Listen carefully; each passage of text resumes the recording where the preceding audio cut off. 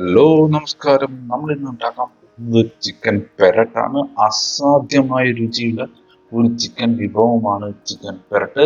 നമ്മൾ മറ്റൊരു വീഡിയോയിലേക്ക് സ്വാഗതം. നമുക്ക് വേണ്ട 2 തക്കാളിയാണ് അരിഞ്ഞെടുത്തിട്ടുണ്ട്. നമുക്ക് പിന്നീട് വേണ്ടത് കുറച്ച് സവാള വേണം. ആ സവാള നന്നായിട്ട് ഒന്ന് അരിഞ്ഞെടുക്കുക. അതവിടെ മാറ്റി വെച്ചതിന് ശേഷം ബാക്കിയുള്ള വസ്തുക്കളിലേക്ക് കിടക്കാം. നമുക്ക് പട്ട, ഗ്രാമ്പു, ഏലക്ക, കുരുമുളക്, തക്കോലം, പിന്നെ കുറച്ച് ഉണക്കമുളക് വേണം, പിന്നെ ബേ ലീഫ് വേണം.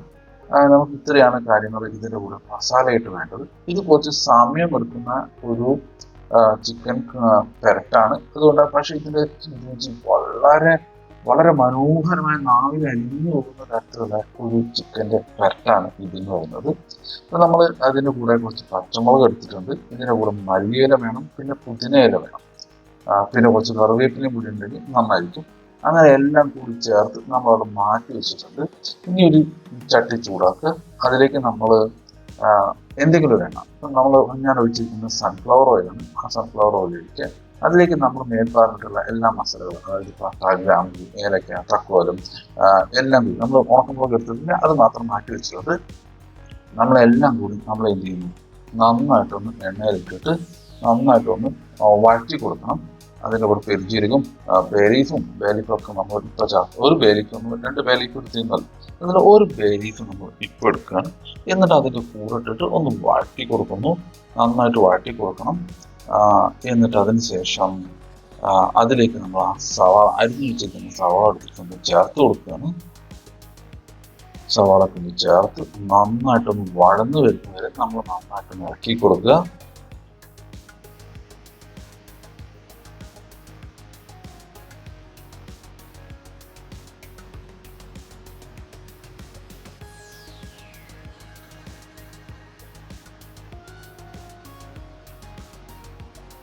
ഇതിൻ്റെ കളറൊക്കെ ഒന്ന് മാറി ഒരു ചെറിയ റോസ് കളറാവുന്ന സമയം വരെ നമ്മൾ ഒന്ന് ഇളക്കി കൊടുക്കണം.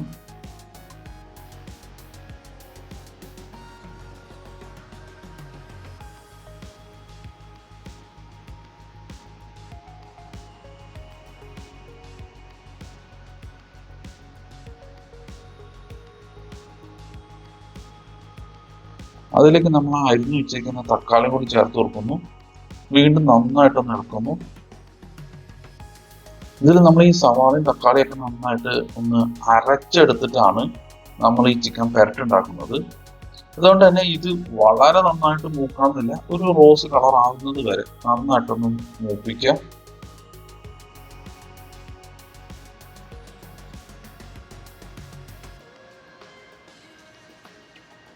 നന്നായിട്ടൊന്ന് വാട്ടി കൊടുക്കുക.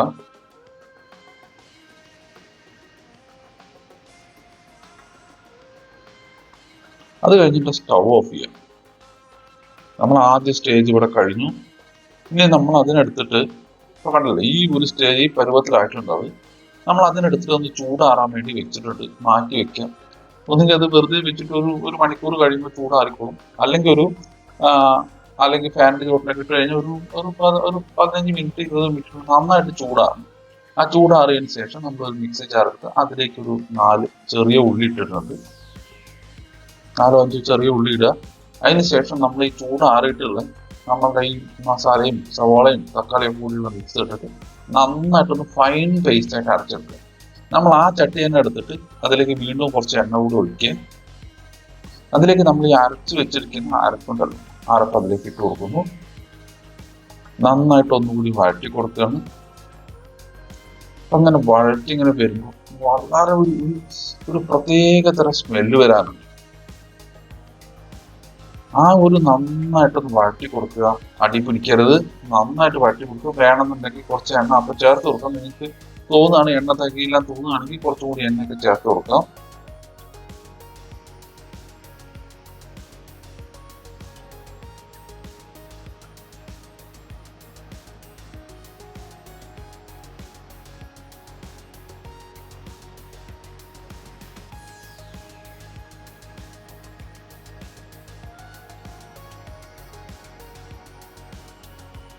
നന്നായിട്ട് ഇളക്കി കൊടുക്കുന്ന സമയത്ത് അതിൽ നിന്നൊരു ബബിളൊക്കെ വരാൻ തോന്നും.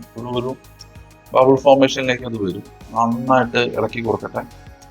എന്നിട്ട് അതിന് കുറച്ച് നേരം ഒരു ബബിളൊക്കെ ഇങ്ങനെ അത് ബ്രീത്ത് ചെയ്യുന്ന പോലത്തെ ഒരു ബബിളൊക്കെ വരും.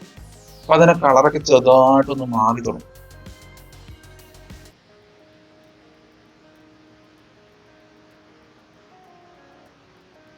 അതാണ് അതിന്റെ പരുവം. നമ്മൾ ഇട്ട് കൊടുത്തതിൽ നിന്ന് ചെറുതായിട്ട് അതിന്റെ കളർ ഒന്ന് ഇങ്ങനെ ടെക്സ്ചർ ഇങ്ങനെ ചേഞ്ച് ആയി തുടങ്ങും.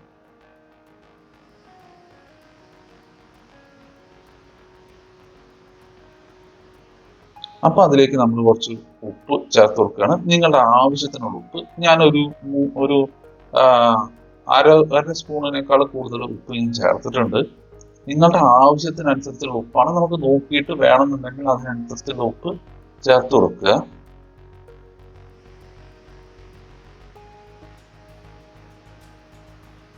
അതിലേക്ക് ഇനി വേണ്ടത് മുളക് പൊടിയാണ്.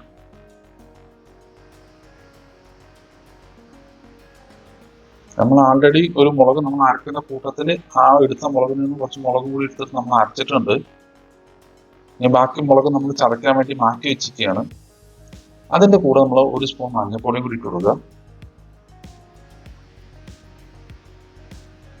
വീണ്ടും നന്നായിട്ട് ഇളക്കി യോജിപ്പിച്ച് കൊടുക്കുക.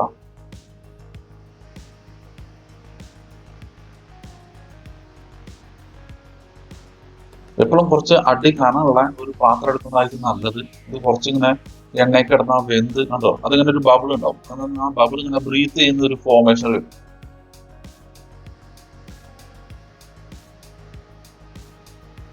അപ്പം നമ്മൾ കുറച്ച് മല്ലിപ്പൊടിയാണ് ഇട്ട് കൊടുക്കുന്നത്.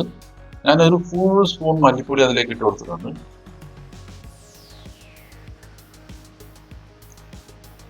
വീണ്ടും നന്നായിട്ട് ഇളക്കി കൊടുക്കുക.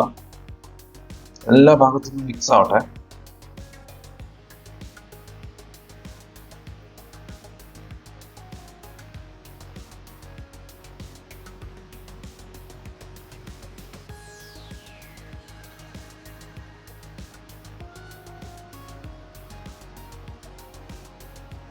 ഇനി നമ്മൾ അതിലേക്ക് ചിക്കൻ ചേർക്കണം.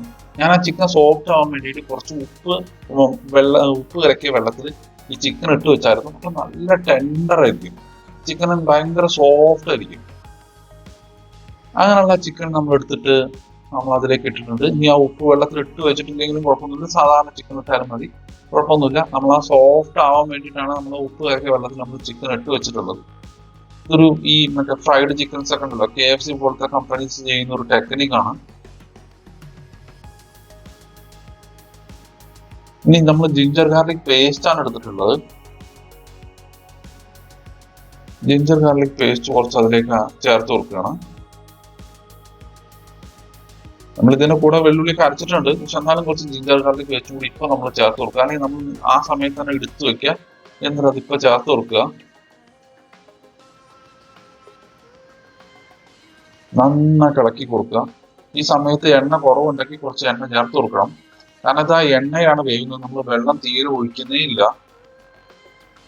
കുറച്ച് എണ്ണയും കൂടി നമ്മൾ ചേർത്ത് കൊടുക്കുന്നുണ്ട്. കാരണം ആ എണ്ണയിൽ കിടന്ന് ഇങ്ങനെ വെന്തിട്ട് അതിൻ്റെ ആ ഒരു ടെക്സ്ചർ മുഴുവനായിട്ട് മാറും. ഇപ്പൊ കണ്ട ടെക്സ്ചർ അല്ല, നമുക്ക് ആ കുറച്ച് കഴിയുന്ന സമയത്ത് വീണ്ടും ആ അരപ്പിന്റെ ഒക്കെ കളറൊക്കെ മാറി ഒരു പ്രത്യേക തരം ഒരു ഗോൾഡൻ ബ്രൗണിലേക്ക് മാറും. പിന്നീട് അത് നാച്ചുറൽ ആയിട്ട് ഒരു ബ്രൗണിഷ് കളറാവും. വളരെ ടേസ്റ്റ് എന്ന് പറഞ്ഞാൽ നമുക്ക് കഴിക്കുമ്പോൾ തന്നെ നമ്മുടെ നാവിൽ വെച്ചാൽ അലിഞ്ഞു പോകുന്ന ഒരു പ്രത്യേകതരം ചിക്കനാണത്. ഇതിൽ ചിക്കനോ മട്ടനോ ബീഫോ എന്ത് വേണമെങ്കിൽ ചെയ്യാം. നിങ്ങൾ നല്ല വേവുള്ള മട്ടനോ ബീഫൊക്കെ ആണെങ്കിൽ ഒന്ന് കുക്കറിൽ വെച്ചിട്ട് ഒന്ന് വിസിലടിച്ചതിന് ശേഷം ഇതേപോലെ ചേർത്ത് കൊടുത്താൽ മതി.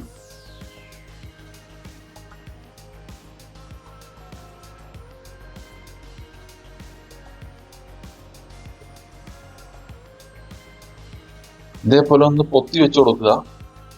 എന്നിട്ട് ആ ഉള്ളിൽ കിടന്ന് വേവട്ടെ. അത് കഴിഞ്ഞിട്ട് ഇടയ്ക്കിടയ്ക്ക് ഒന്ന് എടുത്ത് ഇളക്കി കൊടുക്കണം, കാരണം അതിന് അടി പിടിക്കാൻ സാധ്യതയുണ്ട്. അതുകൊണ്ട് വേണമെന്നുണ്ടെങ്കിൽ മാത്രം കുറച്ച് എണ്ണ ചേർത്ത് കൊടുക്കുക. ഇത് ശരിക്കും ഫുള്ളി എണ്ണയിൽ കിടന്ന് വേവുന്ന ഒരു ഇതാണ്. ഞാൻ കുറച്ചും കൂടി ഹെൽത്തി ആക്കാൻ വേണ്ടി എണ്ണ കുറച്ചെന്ന് മാത്രം. അതിലേക്ക് നമ്മൾ അരിഞ്ഞു വെച്ചിരിക്കുന്ന മല്ലിയിലും പുതിനയിലും കുറച്ച് കറിവേപ്പിലയും കൂടി ചേർത്ത് കൊടുക്കുകയാണ്. വീണ്ടും നന്നായിട്ട് ഇളക്കി യോജിപ്പിച്ച് കൊടുക്കുക.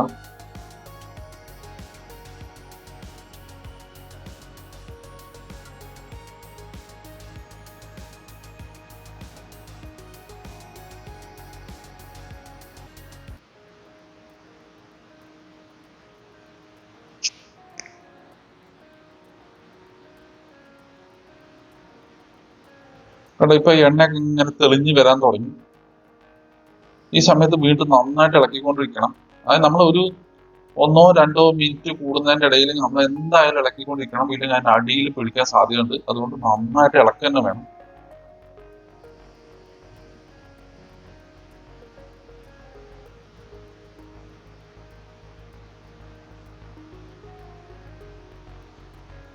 അതപ്പോൾ അതിന്റെ കളറൊക്കെ ഇങ്ങനെ മാറി തുടങ്ങിയില്ലേ.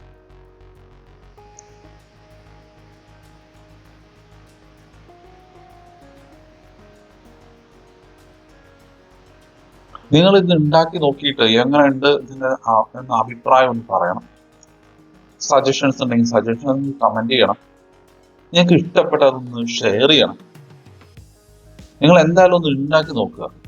ഇത് കഴിച്ചു കഴിഞ്ഞാണ്ടല്ലോ വേറെ ഒരു ചിക്കൻ കറി നമ്മൾ കഴിക്കാൻ തോന്നുന്ന അത്രയ്ക്ക് ടേസ്റ്റിയാണ്. ഇത് ട്രഡീഷണൽ ആയിട്ടുള്ള ഒരു ടെക്നിക്കാണിത്. ഇത് ഞാൻ പറഞ്ഞല്ലോ, ഏത് ഇറച്ചി വേണമെങ്കിൽ നമുക്ക് യൂസ് ചെയ്യാം. ചിക്കനോ ബീഫോ പോർക്കോ നമുക്ക് എന്ത് വേണമെങ്കിൽ യൂസ് ചെയ്യാം.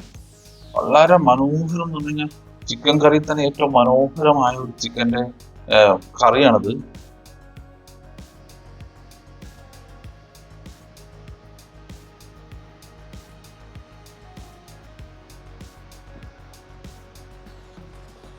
നന്നായിട്ടൊന്ന് ഇളക്കി യോജിപ്പിച്ചിട്ടുണ്ട്. ഏകദേശം അത് വെന്ത് വന്നിട്ടുണ്ട്.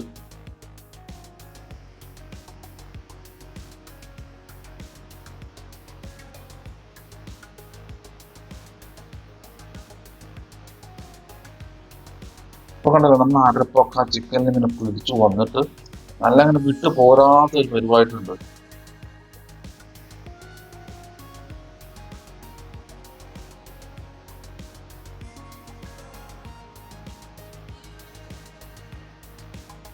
നമ്മൾ ഇതിലേക്ക് നമ്മൾ ചതച്ച് വെച്ചിരിക്കുന്ന മുളക് നമ്മൾ ചേർത്ത് കൊടുക്കണം. നിങ്ങളുടെ എരിവിനനുസരിച്ചിട്ട് നല്ല മുളക് ചേർക്കണമെങ്കിൽ അങ്ങനെ ചേർക്കാം, അല്ലെങ്കിൽ കുറച്ച് എരിവ് വേണമെങ്കിൽ കുറച്ച് എരിവ് ചേർത്ത് വെക്കാം. എന്നിട്ട് അതിലേക്ക് കറിവേപ്പിലയും അതിലേക്ക് നമ്മൾ ബേലീഫും ചേർത്ത് നന്നായിട്ടൊന്ന് ഇളക്കി എടുക്കേണ്ടല്ലോ. നമ്മുടെ ചിക്കൻ പെരട്ട് റെഡിയായി.